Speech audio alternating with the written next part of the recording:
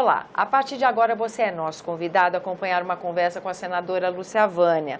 Vou dizer assim, uma conversa que é uma luz no fim do túnel, porque o nosso tema está sendo chamado de convalidação das isenções fiscais. Esse é o nome que o projeto ganhou, que ele é reconhecido aqui quando a gente fala da tramitação dele na casa.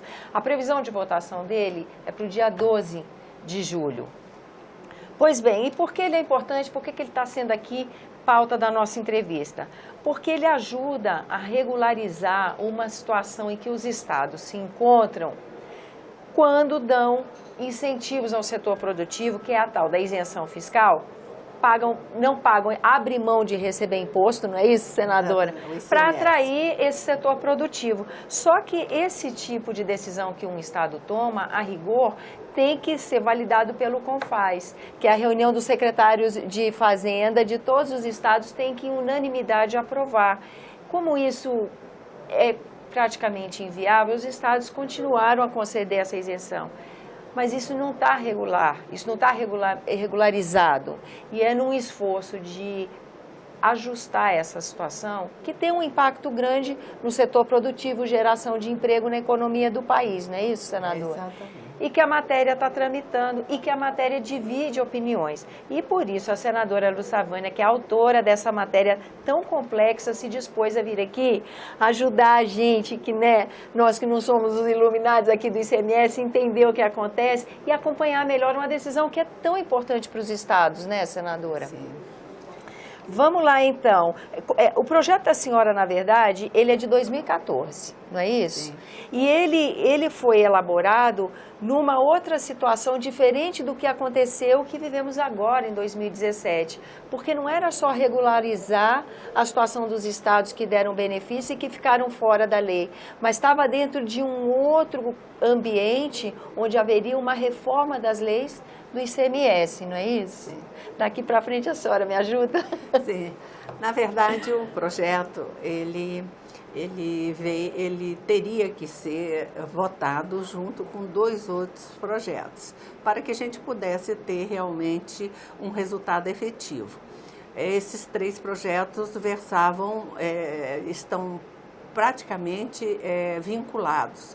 O projeto de convalidação, que seria a remissão de tudo que foi feito à revelia do CONFAZ, todos os benefícios feitos à revelia do CONFAZ, seria validados através desse projeto. Ao lado disso, o segundo projeto, ele faria a reforma do ICMS, que seria reduzir as alíquotas interestaduais gradativamente durante 8 anos. E o terceiro projeto, ele tratava de ressarcir os estados que perderiam com essa reforma do ICMS. Entre esses estados estaria o meu estado, o estado de Goiás, estaria o próprio estado de São Paulo e outros. Ao lado do ressarcimento vinha também a criação de um fundo de desenvolvimento regional. O que aconteceu? O país entrou em crise e, de repente, essa reforma não foi possível ser levada à frente, porque o terceiro projeto, que era a criação do fundo, ele esbarrou na dificuldade de levantar recursos para ele. Então, foi deixado de lado. O segundo projeto, que era a reforma do ICMS, que é a redução das alíquotas interestaduais do ICMS, esse foi votado na Comissão de Assuntos Econômicos, mas não chegou em plenário. Ficou apenas a remissão, que seria a convalidação desses benefícios que já foram concedidos. E o que aconteceu? Como eles foram considerados inconstitucionais pelo Supremo Tribunal Federal, porque eles foram concedidos à revelia dos secretários de Fazenda, do CONFAZ, do conjunto de secretários de Fazenda, eles então foram considerados inconstitucionais. E o Supremo o Estado de São Paulo entrou com um ADIM pedindo a decisão do Supremo sobre esses assuntos. Os governadores se reuniram, pediram ao Supremo para suspender a ação de inconstitucionalidade até que fosse votado o projeto no Congresso Nacional. Então, esse projeto que já estava na Câmara, já tinha sido aprovado no Senado, já estava na Câmara, foi aprovado isoladamente, sem os outros parceiros. Com isso, gerou uma polêmica muito grande, porque alguns, principalmente São Paulo, argumenta que o projeto não põe fim à guerra fiscal. Realmente o projeto não tem esse objetivo. O projeto tem o objetivo de fazer a remissão, fazer com que aqueles incentivos concedidos tivessem um amparo legal para que as empresas que receberam esses incentivos não fossem surpreendidas com a inconstitucionalidade e com isso tivesse que pagar tudo que foi concedido, o que geraria uma quebra generalizada dessas empresas. Então, o projeto é um projeto que veio socorrer essa situação. Obviamente, na Câmara, ele sofreu algumas modificações, que foram recompostas aqui pelo Senado, pelo relator Ricardo Ferraz, que eu acredito que, da forma com que ele fez, ele retornou o projeto ao que era antes de ir para a Câmara, que foi aprovado no Senado anteriormente. Isso ajuda porque eu acredito que, estando em aberto como está hoje, nós vamos partir para a reforma do ICMS com muito mais facilidade, com muito mais exigência. Eu acho que vai facilitar muito mais um novo acordo, embora São Paulo não veja dessa forma. Da forma com que a Câmara fez, ela incluiu o segundo projeto dentro desse primeiro. Com isso, o que acontece? Nós teríamos a redução das alíquotas, só que ao invés de botar essa redução ser feita em 8 anos, a Câmara botou 15 anos. 15 anos é muito tempo para que esses incentivos ficam nessa disputa que tem hoje, que tem trazido, ele trouxe muitos benefícios, mas hoje há exageros, há privilégios, e isso precisa acabar. E a forma de acabar com isso, naturalmente, é reduzindo as alíquotas. Esse projeto não será o projeto que vai chegar a esse ponto que nós queremos. É um projeto que vai aliviar e vai dar uma segurança jurídica a essas empresas que já conseguiram os benefícios. Segurança jurídica para quem investiu, né? Exatamente. Porque a pessoa investe achando que tem uma condição. Não, eu sou uma empresa, eu vou gerar tantos empregos, mas em compensação vou pagar menos imposto. Escolhi uma área com menos infraestrutura, mas acaba desenvolvendo aquele polo e tudo. De repente, no meio do caminho, se ela tiver que pagar o que ela teve como vantagem, acontece a quebradeira. Então, o objetivo seria a segurança jurídica de quem já investiu. De quem já investiu. E fazer, o projeto hoje tem 3 pilares. Para fazer a remissão, para tornar legal esses benefícios, o projeto possibilita a quebra da unanimidade do CONFAZ. É temporário, né, senadora? É temporário, 180 dias. Essa unanimidade é o seguinte, o CONFAZ só aprova um projeto se todos os secretários de Fazenda de todos os estados concordarem. Isso é que levou a essa irregularidade, porque os estados periféricos chegavam no CONFAZ, não conseguiam unanimidade e eles acabavam fazendo incentivo por conta própria. Isso foi muito ruim porque muitos desses incentivos não tiveram o controle do CONFAZ. Podiam ter melhor qualidade esses acordos. A qualidade, muitas vezes é incentivado uma empresa que não gera tanto emprego, então não há um controle da situação. Da qualidade também disso. Então, um dos pilares do projeto seria, por 180 dias, quebrar a unanimidade do CONFAZ para aprovar isso que já foi concedido. O segundo pilar seria fazer a remissão, quer dizer, tornar legal esses benefícios. E quem torna legal não é o projeto, é o CONFAS, os convênios. Vão para o CONFAS se reúne e por 2/3 ele pode aprovar aquele projeto. Projeto a projeto, cada concessão que foi feita. Será aprovado. Então, o segundo pilar seria remissão desse projeto. E o terceiro, dos benefícios. E o terceiro seria a transição, um processo de transição, que não poderia ser feito esse corte dos benefícios de forma abrupta.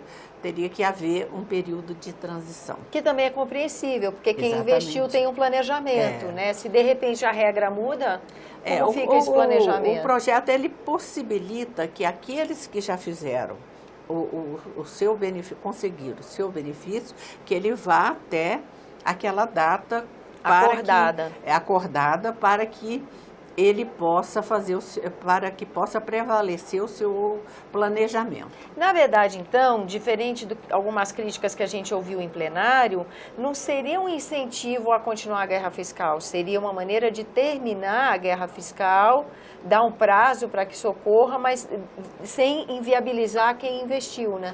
Sim, quando as pessoas argumentam que ele não acaba com a guerra fiscal, realmente ele não tem esse objetivo. O objetivo dele seria normalizar a segurança jurídica aos benefícios que já estão concedidos e fazer um novo regramento para aqueles futuros incentivos que virão.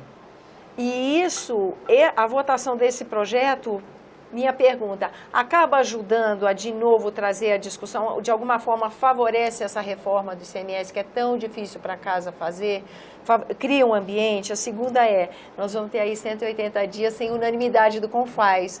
Isso pode inaugurar uma nova era de relacionamento no CONFAS? Bom, eu acho que ele vai possibilitar uma série de ações aqui no Congresso Nacional. A primeira delas, este é o primeiro passo para a reforma tributária. Eu acho a reforma do ICMS, principalmente. Se a gente não conseguir fazer a reforma tributária no seu todo, pelo menos a reforma tributária. Então, ele é uma porta aberta para a reforma tributária. E do ICMS, né? E segundo, ele é também um projeto que vai ensejar uma discussão em torno dessa questão dos incentivos fiscais. Ninguém dá isenção fiscal se não houver uma necessidade. É o caso, por exemplo, da região Norte, Nordeste e Centro-Oeste. As indústrias, as grandes empresas, principalmente as indústrias de ponta, elas querem se localizar num local que tem acesso mais fácil aos portos, que tem boas estradas, que tem boa universidade, que tem boas escolas, que tem um sistema de saúde mais elaborado. Quando elas vêm para o interior, que elas encontram a dificuldade de acesso aos portos, uma dificuldade de estradas, uma dificuldade na área de saúde, escolas, educação deficiente, é claro que essas empresas só virão se houver um incentivo, se houver um recurso para que ela possa suprir essas deficiências. Daí que a reforma do ICMS previa um fundo de desenvolvimento regional. Exatamente. Não é? Para que essas diferenças que hoje acabam sendo compensadas pela isenção de impostos, não se justifique mais. Que haja um fundo que crie infraestrutura capaz de gerar um emprego. Por isso é que havia os 3 projetos. E o mais importante deles era a criação do Fundo de Desenvolvimento Regional, que substituiria a ausência dos incentivos fiscais. Senadora, qual é a sua opinião sobre como será a sua expectativa sobre votação? Qual a expectativa da tramitação da matéria agora? Olha, eu acredito, o senador Ferraço fez uma emenda de redação que está sendo questionada pelo senador José Serra. Eu, pessoalmente, acho que o senador José Serra tem razão.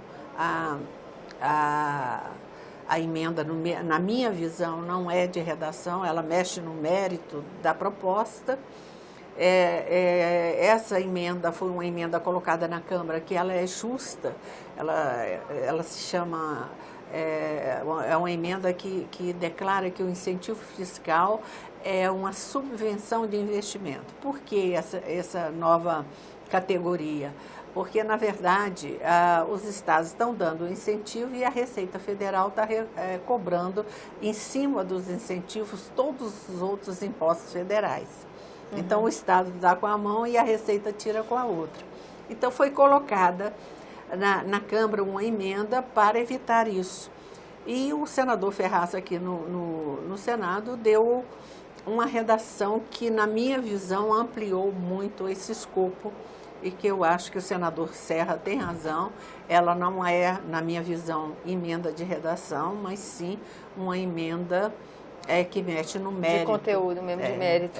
Eu acho que uma vez que a mesa defina se é ou não emenda de redação, nós vamos ter a tramitação relativamente tranquila, com a oposição de São Paulo, a oposição, acho que o Rio de Janeiro, aí, o senador Lindenberg se colocou contra já desde a comissão. E, no mais, eu acho que o Norte, Nordeste e Centro-Oeste, obviamente, vai votar coeso. Vai apoiar a matéria, né? Senadora, queria agradecer demais sua presença aqui no nosso programa e realmente foi uma aula para a gente que não é do ramo entender e poder acompanhar essa tramitação. Muito grata pela sua presença. Eu que agradeço e peço desculpas, porque o tema realmente é árido, mas a gente precisa começar a discutir esses temas também com a sociedade. Mesmo porque são esses recursos que são aplicados nas políticas públicas, né, senadora? Exatamente. São essas as origens do recurso, são decisões que mexem com a vida da gente cotidiana. Eu agradeço também a sua presença. Lembro que esse é o programa Argumento e que você é nosso convidado a fazer sugestões e críticas ao trabalho da TV Senado. Para isso é 0800 61 2211, que é uma ligação gratuita. Você sabe que você pode rever esse ou outro dos nossos programas usando o endereço eletrônico senado.leg.br/TV. Até a próxima.